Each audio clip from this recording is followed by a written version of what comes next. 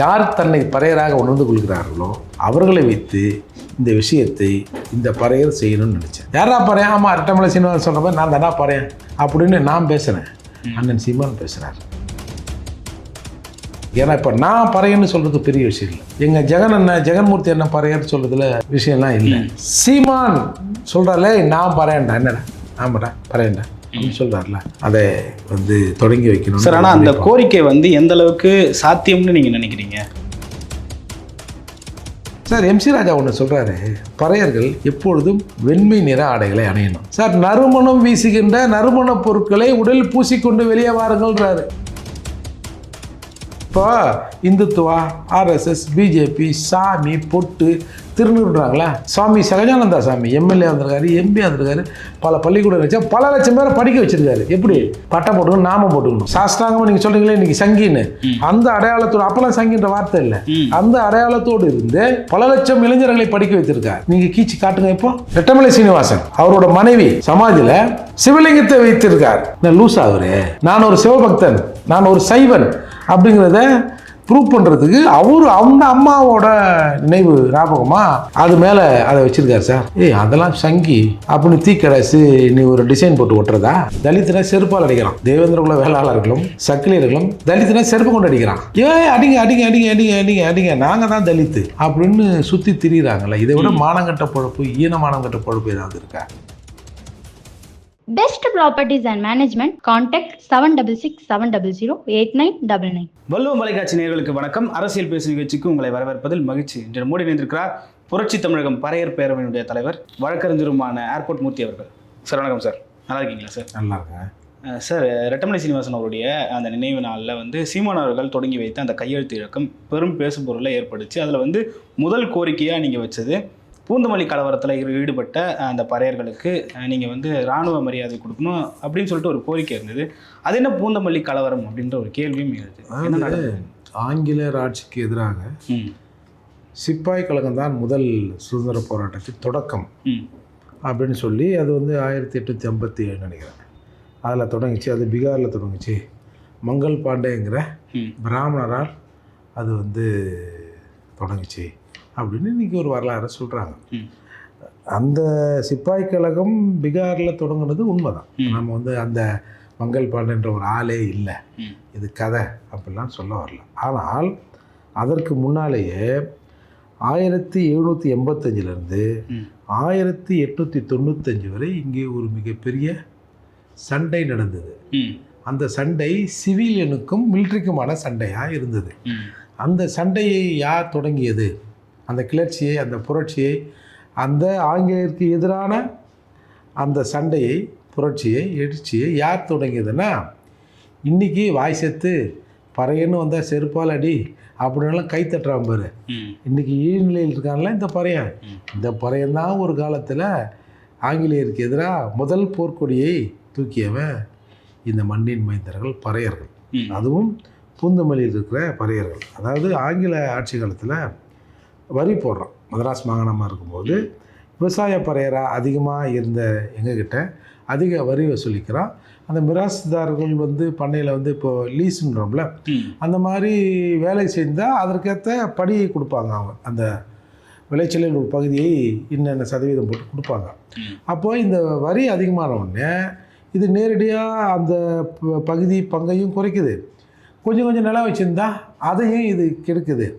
அதால் இது நாங்கள் வரிகொடா இயக்கத்தை காந்தியடிகள் தொடங்கினார்னு சொல்கிறாங்கல்ல, வரிகொடா இயக்கத்தை சாதாரண அன்றைக்கு கோமணம் கட்டி கொண்டிருந்த, குடுமி வைத்து கொண்டிருந்த, பூணூல் போட்டு கொண்டிருந்த பறையர்கள் தான் அந்த போராட்டத்தை தொடங்கினார்கள். 1785 ரிச்சர்ட் டைட்டன் அப்படின்ற ஒரு அதிகாரி அந்த வரி வசூலிப்பதற்கான பொறுப்பு அதிகாரி. அந்த அதிகாரி அப்போல்லாம் இந்த நெற்களஞ்சியம் நெல்லில் அடிக்கிறாங்களா, நேரடியாக அங்கேயே போய் எவ்வளோ ஆச்சு, ஏதாச்சு, இவ்வளோ அரசுக்கு, இவ்வளோ உங்களுக்கு, அதுக்கு இதுக்குன்னு பண்ணுவாங்க. அப்போது அந்த மாதிரி போகிற போது அந்த அதிகாரியை கட்டி வைத்து, இப்போ கரண்ட் கம்பத்தில் கட்டுறோன்றாங்கல்ல, அப்போ அந்த ஆளை கட்டி வச்சு அடித்து கூட சிப்பாய்கள் தான் போவாங்க, இராணுவத்தினர். அவங்க போகிறப்போ அவங்களையும் கட்டி வச்சு அடித்து ஒரு பெரிய பிரச்சனையை பறையர்கள்லாம் பண்ணுறாங்க. உடனே அவன் என்ன சொல்கிறான், வெள்ளைக்கார கவர்னருக்கு எழுதுகிறான், அவ்வளோதான் வெள்ளைக்காரங்கன்னா அவங்க கவர்னருக்கு எழுதுறான், என்னை கொண்டு வாங்க போடுறது இவ்வளோ உக்கிரமாக இருக்கானுவா, எங்கள் ஆஃபீஸு சேத்பட்டில் இருக்குது, அதை அடித்து கிடிச்சு உடச்சிடுவான், அதனால் நீங்கள் மிலிட்ரி ஃபோர்ஸ் அமைச்சு எங்கள் ஆஃபீஸையும் காக்கணும், என்னையும் பாதுகாக்கணும் அப்படின்னு அவன் கடிதம் போடுறான். இது வெள்ளைக்காரர்கள் அதை ஆவணப்படுத்தியிருக்கிறார்கள். அப்படி இருக்கும்போது இது யார் அப்படின்னா இந்த பெரும்பரச்சேரியில் இருக்கிற கருங்குழி. இப்போ எல்லாம் எங்கள் சொந்தக்காரங்க தான் கருங்குழிலாம். அந்த கருங்குழியில் போய் இது சொன்னால் கூட நம்ப மாட்டான். நம்மளுக்கு முன்னாடி இருந்த பெரிய தம்பிங்கிற ஒரு பறையர் தலைவர் தான்டா ஒட்டுமொத்த பறையனே, ஏஞ்சி வா மெட்ராஸுக்கு வா, மதராஸ் மாகாணத்துக்கு வா, வெள்ளைக்காரன் அட்டகாசம் பண்ணுறான், அங்கே என்னையா வேலை, வாங்க ஒரு கை பார்த்துருவோன்னு ஒரு கடிதம் எழுதுகிறார். அந்த கடிதத்துக்கு பெயர் பறையர் கடிதம்னு இன்னும் வெள்ளைக்காரன் அந்த ரெக்கார்டை வச்சுருக்கான். பறையார் கடிதம்னு அவன் போட்டு ரெக்கார்டை மெயின்டைன் பண்ணுறான். அப்போ அவர் என்ன பண்ணுறாரு, எல்லாம் மெட்ராஸ் நோக்கி வாங்க அப்படின்னோடனே ஏகப்பட்ட பறையர்கள் மெட்ராஸை நோக்கி வந்துடுறாங்க. இவங்களை அடக்க முடியல, சண்டையை கட்டுப்படுத்த முடியல. அப்போது அந்த இவங்களே வந்து ரொம்ப சிரமப்பட்டுறான். இதுக்கிடையில் 1796 ஒரு ஆங்கில கலெக்டர் லெனோயல் பிளேஸ்னு ஒரு கலெக்டர், அவர் ஒரு வரி போடுறாரு. அந்த வரியை எடுத்து ஊர் முழுக்க இந்த வரியே தரமாட்டேன், என்ன பண்ணுவேன் அப்படின்னு இங்கே வந்து பல போராட்டங்கள் எடுத்து அந்த பல வருடங்களாக அந்த போராட்டம் தொடர்ந்து நீடிக்கப்படுது. இதில் வந்து பூந்தமல்லியை சேர்ந்த குட்டி, பம்மல் பகுதியை சேர்ந்த கண்ணையன், மாங்காடு பகுதியை சேர்ந்த கொம்பன், இவங்கெல்லாம் இந்த போராட்டத்தை முன்னின்று வரிகுடா இயக்கத்தை நடத்தி வெள்ளைக்காரனுக்கு ஒரு டஃப் கொடுக்குறாங்க. ஆனால் நம்ம வரலாற்றில் என்ன படிக்கிறோம், ஏதோ வந்து அந்த சிப்பாய் கழகம் வந்தது, ஏதோ ஒருத்தர் தமிழே தெரியாமல் ஒருத்தர் வரி வட்டி கிஸ்தி யாரிடம் கேட்கிறாய் வரி அப்படின்னு ஏதோ ஒரு கதையை உருட்டினாருன்னு இங்கே வரலாற்றில் ஒரு உருட்டை ஊட்டியிருக்காங்கல்ல. அப்படி பல நெடுங்காலம் வெள்ளையர்களால் வந்து அடக்க முடியாத அந்த கிளர்ச்சியை செய்த அந்த பறையர் குடும்பங்கள் இன்றைக்கி இருக்குல்ல. ஏன்னா கருங்குடி இருக்குது, பம்மல் இருக்குது, அனகாபுத்தூர் இருக்குது, எல்லா ஊரும் எல்லாமே இருக்குது. அந்த குடும்பத்தாரை வந்து தேச காப்பாளர்களாக அறிவித்து கௌரவிக்க வேண்டும் என்பது ஒரு முதல் கோரிக்கை. ஏன்னா எல்லாம் சொல்கிறீங்க நாங்கள் தான் ஆரம்பித்தோம், நீங்கள் ஆரம்பிச்சிங்கன்னு. இதுக்கு வித்திட்டது நாங்கயா, வெறும் கைகளால் உழைப்பாளிகளாக இருந்து வெறும் மம்மட்டியும் கடப்பாரையும் வைத்து கொண்டிருந்த மக்கள் வெள்ளைக்காரன் வைத்திருந்த பீரங்கிக்கும் துப்பாக்கியும் எதிராக ஒரு இனம் நின்றது என்று சொன்னால் அது வந்து பறையர்கள் தான். அவங்கள கொஞ்சம் கௌரவப்படுத்தணும்னு இந்த பறையும் கேட்குறேன். வேறு என்ன, இன்றைக்கி மானக்கட்டு இருக்கிறோம், மரியாதை கட்டு இருக்கிறோம், சூடு இல்லாமல் இருக்கிறோம், சொரணம் இல்லாமல் இருக்கிறோம். பறையனை செருப்பாளினா கூட பறையனே கை தட்டுறான்.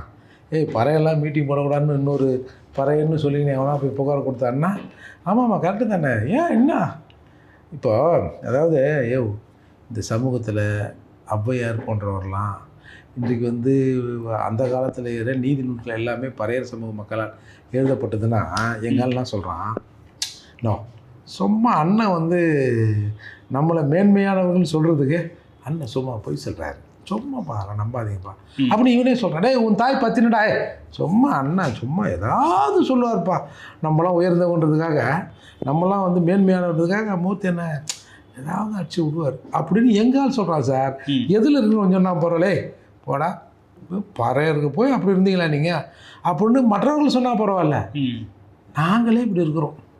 அதால் யார் தன்னை பறையராக உணர்ந்து கொள்கிறார்களோ அவர்களை வைத்து இந்த விஷயத்தை இந்த பறையர் செய்யணும்னு நினச்சேன். யாரா பறையன், ஆமாம் ரெட்டமலை சீனிவாசன் சொல்கிற மாதிரி நான் தானா பறையன் அப்படின்னு நான் பேசுகிறேன், அண்ணன் சீமான் பேசுகிறார். அதால் இந்த கையெழுத்து இயக்கத்தை, இந்த பறையர்களை கௌரவிக்கிற வேலையை செய்வதற்கு தமிழகத்தில் ஒரே மனிதருக்கு அந்த முதற்கையெழுத்தை போடுவதற்கு தகுதி இருக்குது. ஏன்னா இப்போ நான் பறையன்னு சொல்கிறது பெரிய விஷயம் இல்லை. எங்கள் ஜெகன்மூர்த்தி என்ன பறையர் சொல்கிறதுல புரியுது, பெரும் விஷயம்லாம் இல்லை. சீமான் சொல்கிறாலே நான் பறையண்டா, என்னடா ஆமாடா பறையண்டா அப்படின்னு சொல்கிறார்ல, அதால் அவருடைய திருக்கரங்களால் அதை வந்து தொடங்கி வைக்கணும் சார். ஆனால் அந்த கோரிக்கை வந்து எந்த அளவுக்கு சாத்தியம்னு நீங்கள் நினைக்கிறீங்க சார்? எதுவுமே சாத்தியம் இல்லைன்னு நினைக்கக்கூடாது சார். இப்போ இன்றைக்கி தானே சார் தெரியுது. இப்போ எத்தனையோ நாட்கள் ஊடகங்கள், இப்போ நான் உங்கள் வள்ளுவம் வலைக்காட்சியில் எத்தனையோ ஆல்மோஸ்ட் ஒரு 10 நாளைக்கு ஒரு தடவையோ வாரத்துக்கு ஒரு முறையோ ஏதாவது ஒரு விஷயத்தை குறித்து நம்ம பேசிடுவோம். ஏன்னா இது என்ன இது இந்த மாதிரி ஏதோ புரட்சியில் ஈடுபட்டீங்கன்னா அது இது பறையர்கள் அப்படின்னு சொல்கிறீங்களே அப்படின்னு இப்போ தானே கேட்குறீங்க. ஆமாம். அப்போ யாராவது அதை கொண்டு வரணும்ல. இப்போ இது பார்க்குற எத்தனை பேருக்கு தெரியும்? ஆமா, நம்மளாம் கோவணங்கிட்டே வெள்ளைக்காரனை ஏற்று நின்றுக்கிறோம், ஏன் இன்றைக்கி இப்படி கொள்ளைக்காரங்களை ஏற்று நிற்க முடியாமல் கிடக்கிறோம் அப்படின்னு ஒரு சிந்தனை வரும் இல்லை சார்? முதல்ல ரெட்டமலை சீனிவாசன் சொல்கிறாரு, நீங்கள் வந்து பறையருங்கிற வந்து கீழானவர்கள் இல்லை, மேன்மையானவர்கள்ன்ற எண்ணத்தை மற்றவனுக்கு தோற்றுவிக்கிறீங்களோ இல்லையா, முதல்ல உள்ளுக்குள்ளே நீங்கள் எப்பா பறையர்னா மேன்மையானவர்கள்ப்பா அப்படின்னு சொல்லு. நீ இந்த சமூக விடுதலைக்கு ஒன்றும் பண்ணாத, காலைல ஏஞ்ச உடனே ஒரு 10 தடவை பறையன்னு சொல்லு, இது போதும் சமூக விடுதலைக்குன்றார். வேறு என்ன சொல்லணும்? ஏப்பா யார்ப்பா பறையர்னா டக்குன்னு தலையை குடிஞ்சிட்டு போயிடாதீங்க, நாங்களாம் வந்து நாங்கள் அப்படி இப்படி பறையர்னு சொன்னால் அது பிரிக்கிற மாதிரி உற்சாதி பெருமை பேசக்கூடாது, ஆண்ட பரம்பரைன்றான் இன்றைக்கி வந்து பிச்சை எடுத்துனுக்கிறான் அப்படின்லாம் பேசாதீங்க. இப்போ இது உங்கள் தாத்தா எப்படி தெரியுமா இருந்தார், நீங்கள் ஏன்பா இப்படி இருக்கிறீங்கன்னா நம்ம தாத்தா அந்த காலத்தில் அப்படி இருந்திருக்காரு அப்படின்னு உணர்கிற போது ஒரு குனிந்து நிற்கிற சமூகம், ஏய் எங்கள் தாத்தா யார் தெரியல, எங்கள் தாத்தா ஒரு ஊரையே அடக்குனவர் தெரியுமா அப்படின்னும் போது சார் கொஞ்சம் குரல் வெளியே வரும். நீ நோஞ்சானா இருக்கிற, நீ வந்து வீக்காக இருக்கிற, உன்னை எவ்வளவு தூக்கினான் மேலே வச்சாலும் நீ கீழே போகிற, நாங்கள் வலிமையற்றவர்கள், வாழ்வற்றவர்கள், வக்கற்றவர்கள், எப்போதும் பசியோடும் வேதோடு திரிகிறவர்கள் இப்படின்னு சொன்னால் எப்பா எதுக்குப்பா நமக்கு அப்படின்ற எண்ணம் தானே வரும். சார் எம்சி ராஜா ஒன்று சொல்கிறாரு, பறையர்கள் எப்பொழுதும் வெண்மை நிற ஆடைகளை அணியணும் சார், நறுமணம் வீசுகின்ற நறுமண பொருட்களை உடல் பூசிக்கொண்டு வெளியே வாருங்கள்ன்றாரு. இப்போ சொல்லுங்க, எந்த மற்ற ஆளுங்களில் நாம் சென்ட்டுக்கிட்ட போட்டு நல்லா கௌரவமாக இருக்கணும் அப்படி எவன் சொன்னான்னு சொல்லுங்கள். அப்போது இப்படியான விஷயங்கள் வந்து சமூகத்தில் ஏற்கனவே எங்கள் தாத்தாலாம் இருந்தாங்க சார். இப்போ இந்துத்துவா, ஆர்எஸ்எஸ், பிஜேபி, சாமி, பொட்டு, திருநூறுன்றாங்களா, சுவாமி சகஜானந்தா சாமி எம்எல்ஏ வந்திருக்காரு, எம்பி வந்திருக்காரு, பல பள்ளிக்கூடம் வச்சா பல லட்சம் பேரை படிக்க வச்சுருக்காரு. எப்படி பட்டம் போட்டுக்கணும், நாமம் போட்டுக்கணும், ஒரு அடையாளத்தோடு இருந்து சாஸ்திராங்கமாக நீங்கள் சொல்கிறீங்களே இன்றைக்கி சங்கின்னு, அந்த அடையாளத்தோடு, அப்போல்லாம் சங்கின்ற வார்த்தை இல்லை, அந்த அடையாளத்தோடு இருந்து பல லட்சம் இளைஞர்களை படிக்க வைத்திருக்கார். நீங்கள் கீச்சு காட்டுங்க. இப்போ ரெட்டமலை சீனிவாசன் அவரோட மனைவி சமாதியில் சிவலிங்கத்தை வைத்திருக்கார். என்ன லூசா அவரு? நான் ஒரு சிவபக்தன், நான் ஒரு சைவன் அப்படிங்கிறத ப்ரூவ் பண்ணுறதுக்கு அவர் அந்த அம்மாவோட நினைவு ஞாபகமாக அது மேலே அதை வச்சுருக்கார் சார். புரியுது. ஏய் அதெல்லாம் சங்கி அப்படின்னு தீக்கடைசி நீ ஒரு டிசைன் போட்டு ஒட்டுறதா அழகு? அதனால் அப்போ இந்த பழைய விஷயங்களை கொண்டு வருகிற போது தான் இவர்களுக்கு ஒரு புது ரத்தத்தை பாய்ச்ச முடியும். புரிகிறதுக்காக தான் இது செய்யணும் சார். நீங்கள் சொல்லியிருந்தீங்க எம்சி ராஜாவாக இருக்கட்டும், ரெட்டமலை சீனிவாசனாக இருக்கட்டும், அயோத்தியாச பண்டிதர், இவங்க எல்லாருமே அன்றைக்கி அணிஞ்ச உடைன்றது வந்து ஒரு கோட்டு சூட்டாக ஒரு மிடுக்காக இருந்திருக்காங்க. ஆனால் இன்றைக்கி இருக்கிற சமூகத்தில் அப்படி இல்லைன்றது உங்களுக்கு ஏதாவது வருத்தம் இருக்கா? அதாவது இப்போ மனுஷனாகவே இல்லை சார், இவன் சட்டை போட்டு தான் அமனக்குண்டியாக தான் சார் இருக்கான். பறையர்கள், பெரும்பாலான பறையர்கள் அமனக்குண்டியாக இருக்கான், தன் அடையாளத்தை மறந்துட்டான் அவன். எல்லா சமூகங்களும் மீசையை முறுக்கி கொண்டு ஏய் நாங்கள் யார் தெரியல, இவன் மட்டுமே நாங்கள் மீசையை முறுக்கின்னு நாங்கள் அவன் இல்லை, யார் மீசை நாங்கள் பறையர் இல்லை. ஆமாம், எங்களை வந்து ஒரு தனி சாதி அடையாளத்தோடு எங்களை வந்து பிரிச்சிடாதீங்க. நாங்கள் தலித்துனா செருப்பால் அடிக்கிறான், தேவேந்திரகுல வேளாளர்களும் சக்கிலியர்களும் தலித்துனா செருப்பு கொண்டு அடிக்கிறான். ஏன் அடிங்க அடிங்க அடிங்க அடிங்க அடிங்க அடிங்க நாங்கள் தான் தலித்து அப்படின்னு சுற்றி திரிகிறாங்களே. இதை விட மானங்கட்ட பொழப்பு, ஈனமானங்கட்ட பொழப்பு ஏதாவது இருக்கா? புரியுது சார். அதாவதுங்க, இங்கே இருக்கிறவர் செத்துட்டார் சார், பறையர் சார். பர்மா கவர்மெண்ட் லீவ் கொடுது சார், அரசாங்கம் லீவ் கொடுது. இன்றைக்கி வந்து கப்பலோட்டிய தமிழன் வஉசி, அதுக்கு முன்னாடி கப்பலோட்டிய யார் தெரியுமா? மதுரை பிள்ளை, பறையர். அப்படிலாம் நாங்கள் மேன்மையாக இருந்திருக்கோம் சார். சார் சென்னையில் சொத்து வரி கட்டுறவனும் படித்தவனும் மட்டுமே ஓட்டு போடணுன்ற பிறகு 70% பறையாஸ் தான் இங்கே ஓட்டு போட்டிருக்கோம், பறையர்கள் தான் ஓட்டு போட்டிருக்கோம். அப்படி ஓட்டு போட்டு இருந்த நாங்கள் ஒன்று சொத்து இருந்திருக்கணும், இல்லை படிச்சிருந்துருக்கணும் இல்லையா? கண்டிப்பாக. இந்த 2 பேருக்கு தானே முன்னாடி ஓட்டு இருந்தது. நாங்கள் எப்படி சார் காவாவரம் போனோம்? புரியுது. சரி, ஏதோ ஒரு 4 குடும்பம் போச்சு, பரவாயில்ல. நிறைய பேர் போயிட்டாங்க, எப்படி போனோம்? அப்போ நாங்கள் காவாவரம் போனோமா இல்லை போக வைக்கப்பட்டோமா அப்படிங்கிற ஒரு கேள்வி இருக்குல்ல. இன்றைக்கு கண்ணுக்கு தெரிஞ்சு, சரி அதை விடுங்க, இன்றைக்கி கண்ணுக்கு தெரிஞ்சு சென்னை என்கிறது ஒரு பெரும் பறைச்சேரி, கருப்பர் நகரம். பறைச்சேரி தானே இது, பெரும் பறைச்சேரின்னு சொல்லுவாங்க. இன்றைக்கி எடுங்க பறையர்களை சார், எல்லாம் 30 கிலோமீட்டர் தள்ளி இருக்கான் சார். இந்த காலத்தில் கடந்த ஒரு 10-15 வருஷமா, 20 வருஷமா, 30 வருஷமா எப்படி எங்கள் ஆக்கிரமி எங்கள் வீடுகளெல்லாம் அங்கேருந்து அப்புறப்படுத்துது? இந்த மண்ணின் மைந்தர்கள் நாங்கள் ஒன்று சொல்கிறோம்ல, பெரிய மயிரி ஒன்றுவா, மண்ணின் மைந்தர்களா, மண்ணுக்கும் உனக்குமான தொடர்பை அறுக்கிறேன் பார் அப்படிங்கிறது தான் சார். இவன் வந்து எங்கேயோ 1/4 சென்ட் 1/2 சென்டில் எங்கேயோ ஒரு ஓரம் மண்ணோட மண்ணாக இருந்தான் சார். இந்த மண் எனக்கானதுன்னு இவனுக்குமான மண்ணை தொடர்பை அறுத்து கொண்டு போய் ஹவுசிங் போர்டு கட்டித்தரேன், அடுக்குமாடி கட்டித்தரேன்னு மண்ணுக்கான அந்த தொடர்பே நீக்கிட்டான் பாருங்க. இதில் ஒரு பெரிய அரசியல் இருக்குது சார். சார் இது வந்து இந்த 200 ஆண்டு காலமாக தான் நடக்குதுன்னு நீங்கள் சொல்கிறீங்களா? 20 ஆண்டு, 30 ஆண்டு, 40 ஆண்டு இப்போ தான் நடக்குது. சொல்லப்போனால் 1971 எக்ஸாக்ட்லி என்றைக்கு குடிசை மாற்று வாரியம் வந்ததோ அன்றைக்கே எங்கள் குடிக்கு எடுக்கப்பட்டது. அன்றைக்கே சொன்னாங்க இது குடிசை மாற்று வாரியமா குடிக்கெடுக்கிற வாரியமான்னு. அன்றைக்கு குடிசை மாற்று வாரியம் ஆரம்பிக்கிற போது அந்தந்த பகுதியில் இருக்கிற இடங்கள்ல வீடு கட்டித்தரங்க அப்படின்னு அடுக்குமாடி வீடுகளை கட்டினாங்க. அந்த மாதிரி கொஞ்சம் காலம் செஞ்சாங்க சார். அதுக்கப்புறம் அப்படியே தூக்கி போட்டான்ல, 40 கிலோமீட்டர் தள்ளி போட்டான். நீங்கள் பாருங்கள், இங்கே வந்து உழைக்கிற மக்களாக இருக்கிறோம், ஒரு 40 கிலோமீட்டர் தள்ளி போட்டாங்க, 30 கிலோமீட்டர் தள்ளி போட்டாங்கன்னா குறைஞ்சது அவன் வேலைக்கு வர்றதுக்கு ஒரு 2 மணி நேரத்துக்கு முன்னாடி கண்டிப்பாக கிளம்பணும். அப்போது 10 மணிக்கு இங்கே வேலைக்கு போகிறோம், 9 மணிக்கு டக்குன்னு போயிடுவான். அப்போ இவன் 7 மணிக்கு வீட்டிலேருந்து கிளம்பணும். புரியுதா? அப்போது வயசு வந்த பிள்ளைங்க, குழந்தை பிள்ளைங்க எல்லாத்தையும் விட்டுட்டு எப்போ பார்த்துக்கடா தங்கம், ஸ்கூல் போயிட்டு வந்துடா, அப்பா வேலைக்கு போகலாம், கஞ்சி குடிக்க முடியாதுடா அப்படின்னு அப்பா வந்துடுறான் சார். ஆத்தா எங்கன்னா ஒரு வேலைக்கு போயிடுறா சார், குழந்தைங்க வீட்டில் இருக்கணும் சார். நீங்கள் அதை யோசித்து பார்த்துருக்கீங்களா? ஒரே அடுக்குமாடி வீடு, சில இடங்களில் 2 வீட்டுக்கு ஒரு கக்கூசு, ஒரு 140 ஸ்கொயர் ஃபீட் முதல்ல. இப்போ ஏதோ 400 சில்லற கட்டுறாங்கன்னு வச்சுங்களேன். அதை கொஞ்சம் யோசித்து பாருங்கள். ஒரு ஃப்ளாட்டு 6 வீடு 7 வீடு அடுக்குமாடி வீடாக இருக்குது. எந்த வீட்டில் என்ன நடக்கும்? அவ்வளோ மனசாட்சியெல்லாம் இங்கே யாரும் இல்லை. நிறைய பேர் வந்து கஞ்சாவுக்கும் போதைக்கும் பழக்கமாயிட்டான். ஒரு வீட்டில் ஒரு குழந்தை தனியாக இருக்குது, என்ன பண்ணியிருப்பான்? இன்றைக்கி ஏன் கண்ணகி நகர், செம்மஞ்சேரி, பெரும்பாக்கம் பகுதிகளில் குழந்தைகள் திருமணம் நடக்குது? ஏன் வந்து பெண்கள் தற்கொலை நடக்குது? நீங்களாம் சொல்லலாம், நீங்களாம் ஒழுக்கங்கட்டு கள்ளக்காதல் அது இது அப்படி இப்படி தாறுமாறாக இருக்கிற ஜென்மங்கள் தானே நீங்கன்னு சொல்கிறீங்க. நாங்கள் அப்படி இல்லை சார். இந்த மண்ணுக்கு நாகரிகத்தை கற்றுக் கொடுத்த பறையர்கள், ஒழுக்கம்னா பறையனை பார்த்து ஒழுக்கவாதிகள், ஒழுக்க சீலர்களாக இருந்தோம். இன்றைக்கு எங்களை கொண்டு போய் ஒரு நிர்பந்தத்தில் ஒரு திறந்த வெளி சிறையில் போட்டு வந்து எவனோ வீட்டில் இருக்காத கீழே இல்லை சார். இப்போ ஒரு இப்போ 220 400 இப்போ 400 வந்திருக்கான்னு வச்சுக்கோங்க. ஒரு 400ல் ஒரு புருஷன் பொண்டாட்டி இருக்காங்க சார். இப்போ ஒரு 15 வயசில் ஒரு குழந்தை இருக்குது சார். கொஞ்சம் யோசிச்சு பாருங்கள். ஒரு 10 வயசு பையங்கிறான் சார், யோசிச்சு பாருங்கள். இப்போ நாங்கள் இப்படி இருந்தப்போ எங்கேயோ அப்படி திறந்த அப்படி அங்கே இங்கே அப்படின்னு நின்று என்னவோ காலம் ஓடிந்து சார்.